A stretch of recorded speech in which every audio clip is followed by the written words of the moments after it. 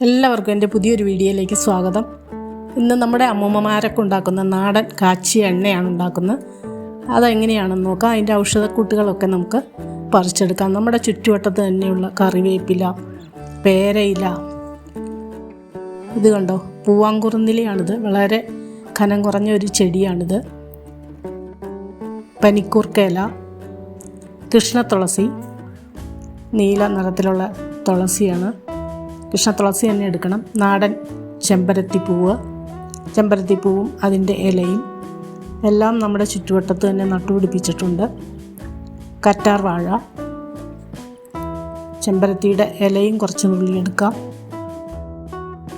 മൈലാഞ്ചിയും നട്ടു വളർത്തിയിട്ടുണ്ട്. മൈലാഞ്ചി ഇലയും കുറച്ച് പറിച്ചെടുക്കാം.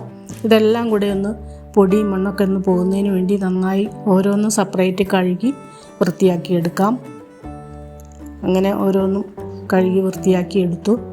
ഇനി നമുക്കിത് എങ്ങനെയാണ് ഉണ്ടാക്കുന്നതെന്ന് നോക്കാം. ഇലകളെല്ലാം ഒരു കൈപ്പിടി വീതം മതി. ചെറുപുള്ളി ഒരു 15 എണ്ണം ചേർക്കാം.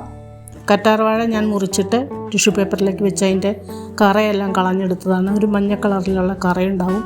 ഇനി അതിൻ്റെ മുള്ളെല്ലാം കളഞ്ഞിട്ട് ഒന്ന് അരിഞ്ഞെടുക്കാം. ഇത് ആര്യവേപ്പില, കീഴാർ നെല്ലി, ഇലയുടെ കീഴിൽ നെല്ലിക്ക പോലെ ചെറിയ കായുണ്ടാവും, അതാണ് കീഴാർ നെല്ലി. ആര്യവേപ്പില, തുളസി ഇലയും ചേർത്ത് കയ്യുണ്ണിയും കൂടെ ചേർത്താൽ വളരെ നല്ലതാണ്. എനിക്ക് കിട്ടിയില്ല. മൈലാഞ്ചി ഇലയും പനിക്കൂർക്ക ഇലയും കറ്റാർവാഴയുടെയും ഉള്ളിയുടെയൊക്കെ വെള്ളം കൊണ്ട് തന്നെ അരച്ചെടുക്കാം. ചെമ്പരത്തിപ്പൂ ചേർത്തു, ചെമ്പരത്തി ഇല ചേർത്തു, ചെറിയ ഉള്ളി, ചുമന്നുള്ളി ചേർത്തു, കറ്റാർവാഴയും കൂടെ ഒന്ന് അരിഞ്ഞിടാം.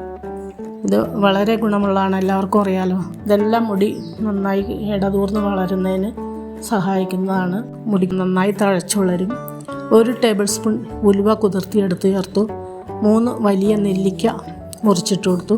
ഒന്ന് ചതച്ചെടുത്തു. അതിനുശേഷം ഒന്നുകൂടി ഒന്ന് തിളപ്പിച്ചാറിയ വെള്ളമാണ് ഞാൻ ഒഴിച്ചു കൊടുത്തത്. തിളപ്പിച്ചാറിയ വെള്ളം ചേർത്ത് അരച്ചെടുത്തു. ഇനി ബാക്കി കൂടി അരച്ചെടുക്കാം. കറിവേപ്പില, പേരയിലയിൽ വൈറ്റമിൻ ബി അടങ്ങിയിട്ടുണ്ട്. കീഴാർ നെല്ലി, പൂവാങ്കുരുന്നില, ഇതെല്ലാം ചേർത്ത് അരച്ചെടുത്തു. അരച്ചത് രണ്ടും കൂടെ മിക്സ് ചെയ്തെടുത്തു.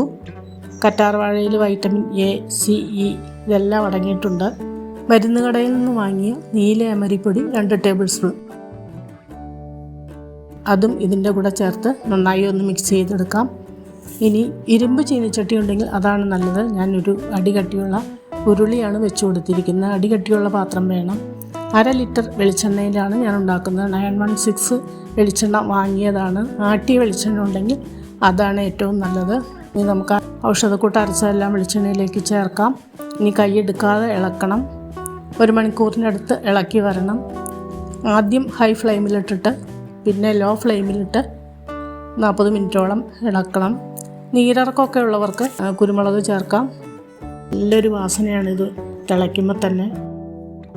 കയ്യുണ്ണിയും കൂടെ ചേർത്താൽ വളരെ നല്ലതാണ്. കിട്ടിയില്ല. 1 ടീസ്പൂൺ കുരുമുളക് ചതച്ച് ചേർത്തു. ഒരു 5 ഗ്രാമ്പു ചേർത്തു. 1 ടീസ്പൂൺ കരിഞ്ജീരകം ചേർത്തു. കരിഞ്ജീരകവും പൊട്ടിക്കഴിഞ്ഞു. ഇപ്പോൾ 45 മിനിറ്റ് കഴിഞ്ഞു. പതയൊക്കെ വറ്റി, എണ്ണ പാകമായി, കരിഞ്ഞു പോകരുത്. ഇനി നമുക്ക് ഓഫ് ചെയ്യാം. ചൂടാറി വരട്ടെ. മൂടി വെക്കാം. നാളെ രാവിലെ എടുത്ത് അരിച്ചെടുക്കാം. ചൂടൊക്കെ ആറിക്കഴിഞ്ഞ് രാവിലെ ഒരു തോർത്ത് വെച്ചിട്ട് എല്ലാം ഒന്ന് പിഴിഞ്ഞെടുക്കാം. നന്നായി പിഴിഞ്ഞ് അരിച്ചെടുക്കണം. ജലാംശമൊന്നും പാടില്ല. ഇത് കുറേ നാളത്തേക്കുണ്ടാവും.